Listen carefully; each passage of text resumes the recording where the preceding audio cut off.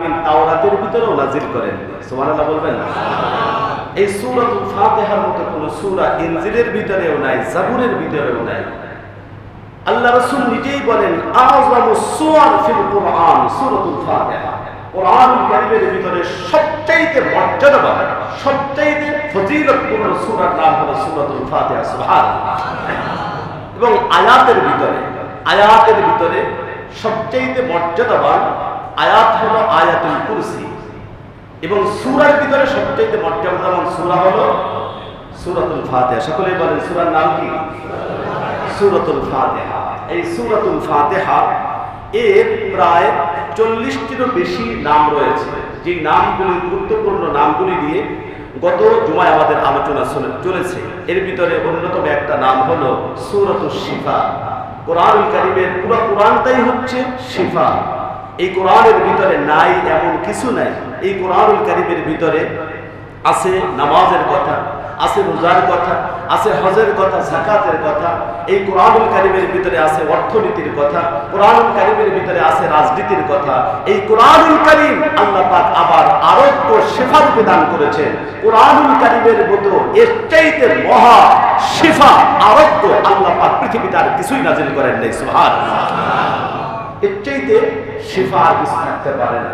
এজন্য বিশেষ করে সূরাতুল ফাতিহা এটা সমস্ত রোগের ঔষধ। এই সূরাতুল ফাতিহা কেউ যদি তেলাওয়াত করে, যদি কাউকে ফুৎকার দেয়, আল্লাহ পাক যদি তাকদীরে রেখে থাকেন ফুৎকার দিতে দেরি, সে সুস্থ হতে দেরি হবে না। সুবহানাল্লাহ।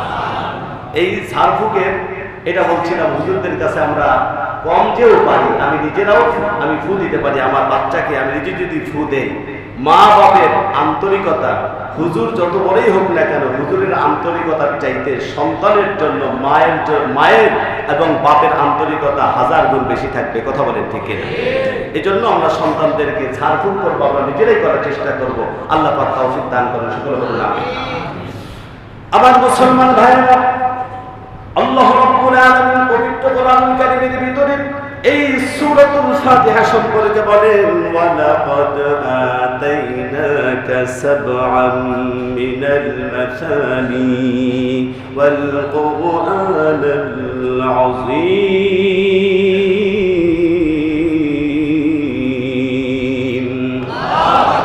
আল্লাহ রাব্বুল আলামিন বলেন, হে আমার বান্দা আর বান্দীরা, আমি তোমাদের ভাগ্যকে সুপ্রসন্ন করার জন্য, তোমাদেরকে জাহান্নাম থেকে মুক্তি দেওয়ার জন্য, তোমাদেরকে জান্নাতের অধিকারী করার জন্য আমি আল্লাহ রাব্বুল আলামিন দুইটা জিনিস দান করেছি।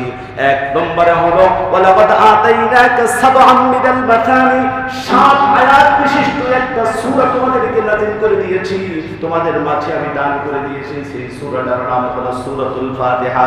এটা বারবার পঠন, বারবার পাঠ করা হয়, বারবার পাঠকৃত পঠনকৃত একটা সূরা তোমাদেরকে দান করেছি।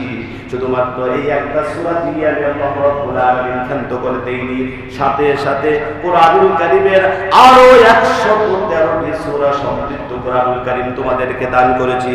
এই কোরআন তোমরা যদি ধারণ করো, ব্যক্তি জীবনে, পারিবারিক জীবনে, সামাজিক জীবনে, রাজনৈতিক জীবনে তোমরা যদি এই কোরআনকে ধারণ করো, সূরাতুল ফাতিহাকে ধারণ করো, তাহলে দুনিয়াতেও তোমাদের কোনো সমস্যা থাকবে না, দুনিয়াতে মারামারি কাটাকাটি থাকবে না, দুনিয়াতে তোমাদের ব্যক্তি জীবনে অন্তরের ভিতরে কোনো ধরনের পেরেশানি থাকবে না। আমি আল্লাহ রাব্বুল আলামিন দূর করে দিব। তোমার ব্যক্তি জীবনে শান্তি দান করব, পারিবারিক জীবনে শান্তি দান করব, দেশের ভিতরে শান্তি দান করব। আর কোরআনুল কারীম যদি ভালোভাবে তুমি যদি ধরে রাখতে পারো, কিয়ামতের দিন আমি আল্লাহ পাক জাহান্নাম থেকে মুক্তি দিয়ে জান্নাতের ফয়সালা করে দিব। জোরে বলুন সুবহানাল্লাহ। ওয়ালাকাদ আতাইনাকা সাবআম মিনাল মাসানি ওয়াল কুরআনাল আযীম। আল্লাহ পাক বিশেষভাবে এই 7 আয়াত বিশিষ্ট সূরাতুল ফাতিহার কথা বিশেষভাবে উল্লেখ করলেন, কারণ এর চাইতে মর্যাদাবান সূরা, এর চাইতে ফজিলতপূর্ণ সূরা কোরআনুল কারীমের ভিতরে সহ পুরো আসমানি যত কিতাব আছে, কোন কিতাবের ভিতরে আল্লাহ পাক নাযিল করেননি। জোরে বলুন সুবহানাল্লাহ। আমার মুসলমান ভাইয়েরা, আব্দুল্লাহ ইবনে আব্বাস রাদিয়াল্লাহু তাআলা আনহু তিনি বলেন আল্লাহর নবী বিশ্বনবী বলছেন, আল্লাহর নবী বসে আছেন, এমন সময় হযরত জিবরীল আলাইহিস সালাতু ওয়াস সালাম চলে এসেছেন। এসে বলতেছেন, ও আল্লাহর নবী, আল্লাহ রাব্বুল আলামিন আমার কাছে আপনার জন্য, আপনাকে আমার মাধ্যমে আল্লাহ পাক আপনাকে সালাম জানিয়েছেন। জোরে বলুন সুবহানাল্লাহ। আল্লাহ পাক সালাম জানিয়েছেন। আল্লাহ পাক শুধুমাত্র বিশ্বনবী সাল্লাল্লাহু আলাইহি সাল্লামকে সালাম পাঠাননি, আল্লাহ পাক তার বান্দা আর বান্দীদেরকেও সালাম দেন। সুবহানাল্লাহ বলবেন না? কত বড় সৌভাগ্য ওই সমস্ত ব্যক্তিদের জন্য যাদেরকে আল্লাহ পাক নিজেই সালাম জানিয়েছেন। আল্লাহ পাক আমাদেরকে সালাম জানান, আমরা চাই কি চাই না? বলেন এর চাইতে সৌভাগ্য আর কি থাকতে পারে? যে আমাদের রব আমাদেরকে যদি সালাম দেন, তাহলে এর চাইতে সৌভাগ্যবান কথা বলা আকাশের নিচে জমিনের উপরে আর থাকতে পারে না। কথা বলে ঠিক কিনা? আল্লাহ পাক তাদেরকে সালাম দেন। পৃথিবীতে এমন সব সৌভাগ্যবান ব্যক্তি গিয়েছে যাদেরকে আল্লাহ পাক সালাম জানিয়েছেন। আম্মা জান খাদিজাতুল কুবরা রাদিয়াল্লাহু তাআলা আনহা, আল্লাহ পাক তাকেও সালাম জানিয়েছেন। আল্লাহ রাসূল সাল্লাল্লাহু আলাইহি ওয়াসাল্লাম যখন হিরা গুহায় ধ্যান করতেন, ওখানে ইবাদত বন্দেগী করতেন, আম্মা জান খাদিজাতুল কুবরা রাদিয়াল্লাহু তাআলা আনহা, আমি আশ্চর্য হয়ে যাই, এটা কিভাবে সম্ভব?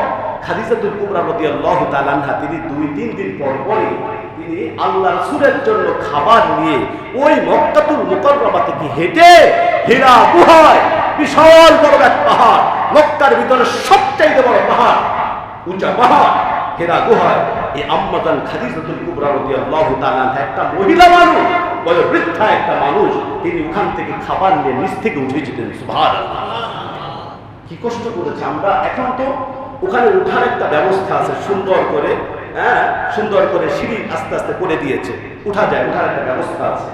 কিন্তু ওই সময় তো সিঁড়ির কোনো ব্যবস্থা ছিল না। এইভাবে পাহাড় বেয়ে উপর থেকে উঠা। তা আমরা যখন উঠি, আমি যখন উঠেছি, উঠতে লেগেছে প্রায় 1.5 ঘন্টা, 1.5 ঘন্টা লেগেছে। এটা উঠেছি প্রায় 4 বছর আগের কথা। কিন্তু এখন উঠতে আমার খুব ভয় লাগে। এখন পারি কি পারি না, অর্ধেক পথে যে আবার ফিরে আসতে হয় কিনা ভয় লাগে। 4 বছরের ব্যবধানে এই বয়সেই একটা অবস্থা। কিন্তু আম্মা জান খাদিজাতুল কুবরা রাদিয়াল্লাহু তাআলা আনহা, তিনি আল্লাহ রাসূল সাল্লাল্লাহু আলাইহি ওয়াসাল্লামের চেয়ে 15 বছরের বড় ছিলেন। আল্লাহ রাসূল 25 বছরে বিবাহ করেছেন খাদিজাতুল কুবরা রাদিয়াল্লাহু তাআলা আনহাকে। খাদিজাতুল কুবরা রাদিয়াল্লাহু তাআলা আনহার বয়স ওই সময় ছিল 40 বছর। 40 বছর। তো 40 বছরের পরে এই কাজগুলি করেছেন, এই পাহাড় পেয়েছেন 40 বছর। 40 বছরের চাইতে বেশি বয়সী একটা নারী, এটা কি কল্পনা করা যায়? খাদিজাতুল কুবরা রাদিয়াল্লাহু তাআলা আনহা যেদিন একদিন খাবার নিয়ে উঠতেছেন, হযরত জিবরিল আলাইহিস সালাতু ওয়াস সালাম রাসূল করিম সাল্লাল্লাহু আলাইহি ওয়াসাল্লামের কাছে এসেছেন। এসে বলছেন, ইয়া রাসূলুল্লাহ, ইয়া হাবিবাল্লাহ, আল্লাহ পাক আপনাকে সালাম জানিয়েছেন। শুধু আপনাকে না, ওই যে খাদিজা কত কষ্ট করে আপনার জন্য খাবার নিয়ে উঠতেছে, আল্লাহ পাক আমার মাধ্যমে আপনাকে বলতে বলেছেন, আপনার মাধ্যমে খাদিজাতুল কুবরা রাদিয়াল্লাহু তাআলা আনহাকে আল্লাহ পাক সালাম জানিয়েছেন। জোরে বলুন সুবহানাল্লাহ। খাদিজাতুল কুবরা রাদিয়াল্লাহু তাআলা আনহা তিনি এসেছেন। আসার পরে আল্লাহ রাসূল সাল্লাল্লাহু আলাইহি সাল্লাম খাদিজার দিকে মুখ করে তিনি দৃষ্টি দিয়ে তিনি মুস্কি মুস্কি হাসতেছেন আর বলতেছেন, খাদিজা, তোমার জন্য তো আজকে একটা একটা সুসংবাদ আছে। তাই নাকি? কি সুসংবাদ? তখন আল্লাহ রাসূল সাল্লাল্লাহু আলাইহি সাল্লাম বললেন, খাদিজা, এইবার তো হযরত জিবরিল আমার কাছে এসেছিল, হযরত জিবরিল বলেছেন আল্লাহ পাক তোমাকে সালাম জানিয়েছেন। জোরে বলুন সুবহানাল্লাহ। খাদিজাতুল কুবরা রাদিয়াল্লাহু তাআলা আনহা কথাটা শুনে তিনি আবেগ আপ্লুত হয়ে তিনি কেঁদে ফেললেন, ইয়া রাসূলুল্লাহ, সত্যি কি আল্লাহ পাক আমাকে সালাম জানিয়েছেন? আমি খাদিজাতুল কুবরাকে আল্লাহ পাক সালাম জানিয়েছেন।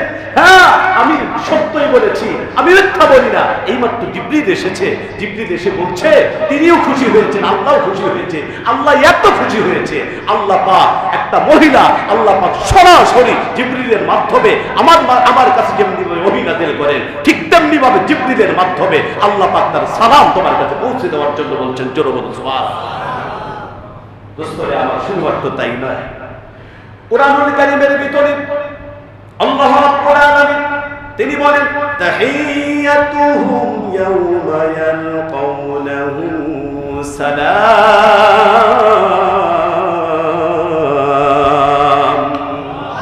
আল্লাহ রাব্বুল আলামিন শুধুমাত্র নবীদেরকে সালাম দিয়ে ক্ষান্ত করেননি, শুধুমাত্র খাদিজাতুল কুবরা রাদিয়াল্লাহু তাআলা আনহাকে সালাম দিয়ে ক্ষান্ত করেননি।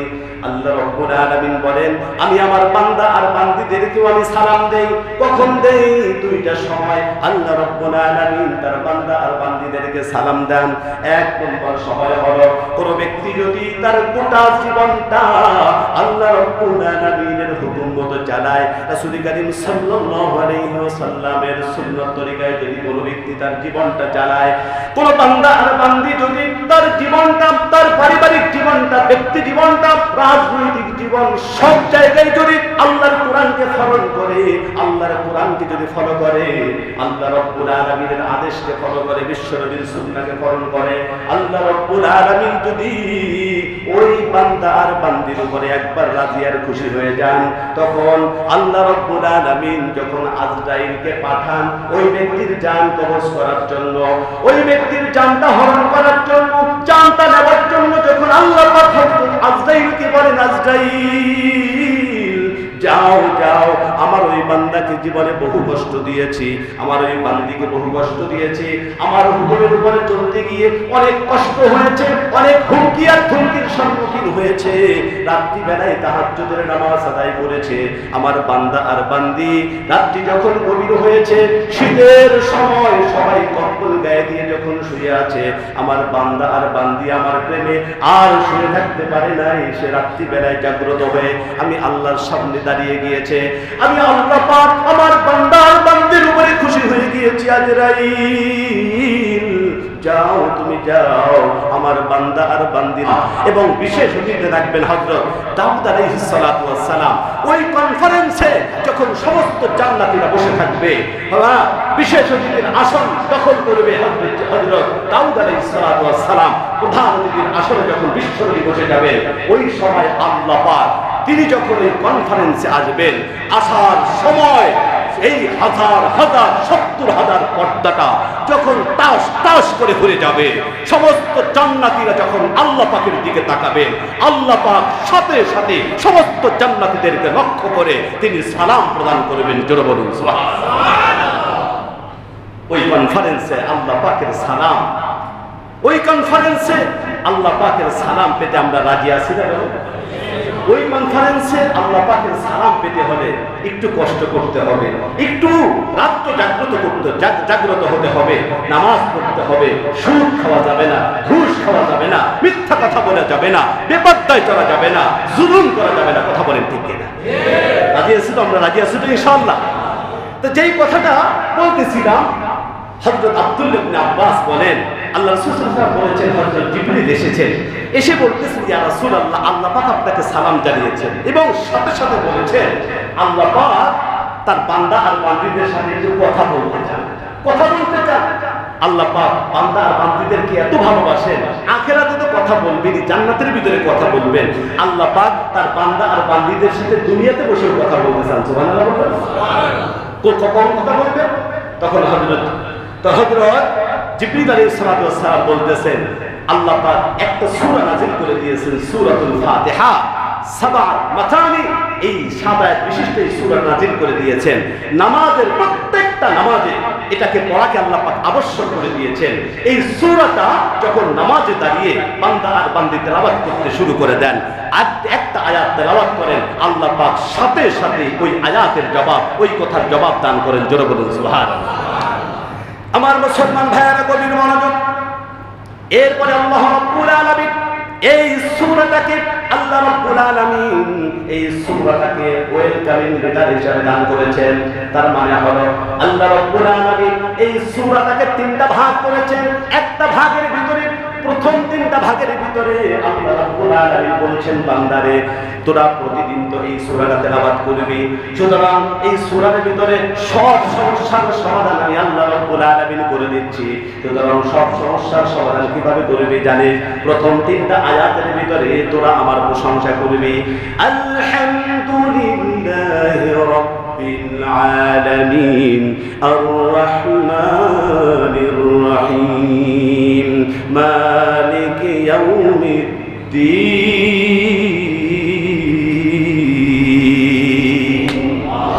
এইভাবে আমার প্রশংসা কর। প্রথম 3টা আয়াতের ভিতরে আমার প্রশংসা করবি। চতুর্থ আয়াতের ভিতরে তুই তোর পরিচয়টা দিবি, তুই কে, কে, তোর আর আমার পরিচয়টা এই আয়াতের ভিতরে তুই পেশ করবি। তোর আর আমার ভিতরে যে পরিচয়টা, যেটা পরিচয়টা দেওয়ার পরে এরপরে তুই আমার কাছে যা চাইবি, চাইতে দেরি, আমি আল্লাহ পাক দিতে দেরি করবো না। সুবহানাল্লাহ। আমার মুসলমান ভাইরা দেখেন আল্লাহ পাক কিভাবে শুরু করছেন। আপনাদের কি কষ্ট হচ্ছে নাকি? তাকবীর দেন তো, নারায়ে তাকবীর। গভীরভাবে একটু বুঝতে হবে কথাগুলো। এই সূরাতুল ফাতিহাটা আমরা প্রতিদিন, প্রতি রাকাতে, প্রতি নামাজে আমরা তেলাওয়াত করি, কিন্তু আমরা কতটুকু বুঝি? আল্লাহ পাক বলছেন শুরুতে আলহামদুলিল্লাহি রাব্বিল আলামিন। এক নম্বর যে শব্দটা ব্যবহার করেছেন সেটা হলো আলহামদু। সমস্ত প্রশংসা আল্লাহ পাকের জন্য। জোরে বলতে হবে, প্রশংসা করতে হবে কার? সমস্ত প্রশংসার মালিক কে? সমস্ত প্রশংসার মালিক আল্লাহ রাব্বুল আলামিন। অন্য কারো কোনো প্রশংসা করা যাবে না। যে সলিমুদ্দিন প্রশংসা আমরা করি, আসলে তারা কেউ প্রশংসার যোগ্য না। প্রশংসার যোগ্য একমাত্র শুধুমাত্র কে? জোরে বলতে হবে কে? সমস্ত প্রশংসার মালিক একমাত্র আল্লাহ রাব্বুল আলামিন। সুতরাং এই প্রশংসা করতে আমরা রাজি আছি না? বলেন আছি না? প্রশংসা করতে ভালো লাগে কি লাগে না? লাগে। লাগবে কার? যারা ইব্রাহিমের সন্তান, জাতির পিতা যাদের ইব্রাহিম, তারাই আল্লাহর প্রশংসা করতে তাদের মজা লাগে। কিন্তু যারা বানরের সন্তান, যারা বলে আমরা বানর থেকে এসেছি, ওদের প্রশংসা, ওদের আল্লাহর প্রশংসা করতে ওদের খারাপ লাগে। কথা বলে ঠিক? আল্লাহর প্রশংসা শুনলেও তাদের খারাপ লাগে। এজন্যই তো দেখা যায় যখন মাহফিলের ভিতরে তাকবীরের ধ্বনি চলে, লিল্লাহি তাকবীর, আল্লাহু আকবারের ধ্বনি চলে, তখন এক শ্রেণীর মানুষ যারা তাকবীর দেয়, উৎফুল্লের সাথে তাকবীর দেয়, জীবনের সমস্ত শক্তি নিয়া, কণ্ঠের সমস্ত শক্তি নিয়া তাকবীরের ধ্বনি, আল্লাহর বরত্বের ধ্বনি উচ্চারণ করে। কিন্তু ওই সময় এক শ্রেণীর মানুষ তারা তাকবীরের ধ্বনি শোনার সাথে সাথে তাদের শরীর গরম হয়ে যায়, রক্ত গরম হয়ে যায়। তাকবীরের ধ্বনি শুনলে পরে তাদের পরিজার উপরে ঠান্ডা করে। তারা তাকবীরের ধ্বনি বন্ধ করে দিতে চায়। বহু মাহফিল আছে, আমি আশ্চর্য হই, নতুন বাংলাদেশে, স্বাধীন বাংলাদেশে এখনো পর্যন্ত মাহফিলের ভিতরে তাকবীরের ধ্বনি যেন না হয় এই কথা বলার সাহস এখনো পর্যন্ত করে। আপনারা বলুন, এদেরকে চিহ্নিত করা দরকার আছে না? একটা সময় করেছো, তোমাদের ক্ষমতা ছিল, কিন্তু আল্লাহ পাক দেখিয়ে দিয়েছেন ক্ষমতা চিরদিনের জন্য না। কথা বলেন ঠিক না? এখনো যদি বুঝে না আসে, ফিরাউনের যে অবস্থা হয়েছে ওটা দেখে যদি এখনো বুঝে না আসে, যদি নমরুদের যে অবস্থা হয়েছে ওটা দেখে যদি শিক্ষা গ্রহণ না করো, তোমরা যদি আবু জাহেলের থেকে শিক্ষা গ্রহণ না করো, সমসাময়িক যাদের আল্লাহ পাক যাদেরকে শাস্তি দিয়েছেন, ক্ষমতার থেকে লাঠি দিয়ে বের করে দিয়েছেন, এদের থেকে যদি এখনো পর্যন্ত শিক্ষা গ্রহণ না করো, তাহলে কপাল কিন্তু অনেক খারাপ আছে। কথা বলেন ঠিক? সুতরাং আপনাদের কাছে একটা কথা আমি জানতে চাই, আমরা আল্লাহকে কি পরিমাণ ভালোবাসি? আমাদের জীবনের চাইতে বেশি ভালোবাসি কে? একটু আল্লাহকে হাত দেখাইতো। সত্যি কথা তো ইনশাআল্লাহ। তাহলে একটু হাতটা নামা, আপনাদের কাছ থেকে একটা অঙ্গীকার নিতে চাই। এই নতুন স্বাধীন বাংলাদেশে তাফসিরুল কোরআন মাহফিল যেখানে হবে, যেখানে আল্লাহর কথা হবে, রাসূলের কথা হবে, কোরআনুল কারীমের তাফসীর করা হবে, ওই মাহফিলে কোন নরধমের বাচ্চা যদি আর একবারের জন্য তাকবীরের ধ্বনি দেওয়া বন্ধ করার কথা বলে, কেউ যদি বলে হুজুর এমন কোন কথা বলবেন না যেই কথার কারণে শ্রোতারা তাকবীর দেয়, এই ধরনের কথা কেউ যদি বলে রাজনীতির কথা বলতে পারবেন না, এই ধরনের কোন কথা যদি বলে, আমি আপনাদের কাছে শুনতে চাই, ওই সময় নরধমকে শায়েস্ত করার জন্য যদি জুতা হাতে নিতে হয়, কে কে হাতে নিতে রাজি? দিবে হাতে।